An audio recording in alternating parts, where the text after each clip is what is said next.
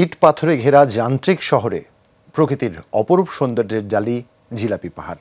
চট্টগ্রামের সবচেয়ে উঁচু এই পাহাড়ের মনোরম দৃশ্য নজর কাড়ে সবার। অসংখ্য মানুষের সমাগম ঘটে প্রতিদিন। নানা কারণে এর ঐতিহাসিক গুরুত্ব অনেক। সম্ভাবনা সত্ত্বেও এটিকে ঘিরে নেই কার্যকর কোনো পরিকল্পনা। সিলন ফ্যামিলি ব্লেন্ডের কড়ালিকার আর সতেজ স্বাদের পারফেক্ট ব্লেন্ডে স্বপ্নেরা মেলুক টানা। আঁকাবাঁকা সড়কের চারপাশে গাছ আর সবুজে ঘেরা মনোরম পাহাড়ের মনোমুগ্ধকর দৃশ্যে মন জোড়াবে যে কারোরই। জিলাপির প্যাচের মতো আঁকাবাঁকা রাস্তা হওয়ায় একে বলা হয় জিলাপি পাহাড়। এটি চট্টগ্রাম শহরের সবচেয়ে উঁচু, যা বাটালি পাহাড় নামেও পরিচিত। পাহাড়টির সর্বোচ্চ চূড়ার নামকরণ করা হয়েছে শতায়ু অঙ্গন।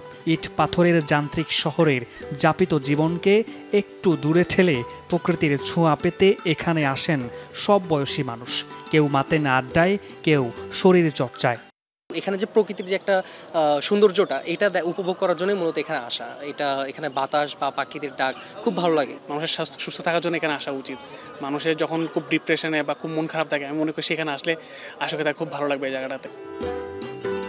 তথ্য মতে বিশ্বযুদ্ধের সময় এই উঁচু পাহাড়ে বিমান বিধ্বংসী কামান স্থাপন করা হয়েছিল।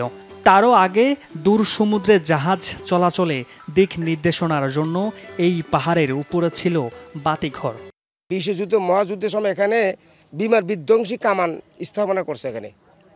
তারপরে তত্ত্বাবধায়ক সরকার যখন জরুরি অবস্থা ছিল, তখন সেনাবাহিনীর এখানে ঘাঁটি করছে। এখানের প্রাকৃতিক সৌন্দর্যগুলো অনেক সুন্দর, সবুজ গাছগাছালি।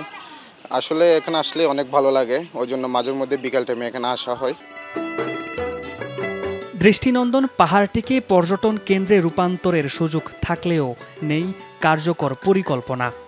শিশুদের খেলনার জন্য মানুষ করে ইনস্ট্রুমেন্ট থাকবে এবং সেটা তো যথেষ্ট টাকার প্রয়োজন হবে এবং আমরা এটা একটা নান্দনিকভাবে এটাকে করার একটা পরিকল্পনা আছে।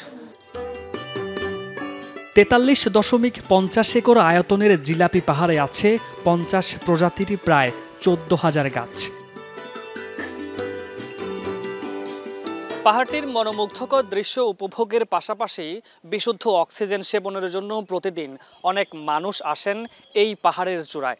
প্রাকৃতিক নৈসর্গে ভরা জিলাপি পাহাড়টি রক্ষণাবেক্ষণের অভাবে অনেকটা নির্জীব হয়ে গেছে।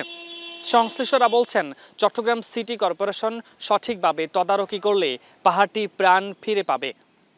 মামুনুর রশিদ, যমুনা নিউজ, চট্টগ্রাম।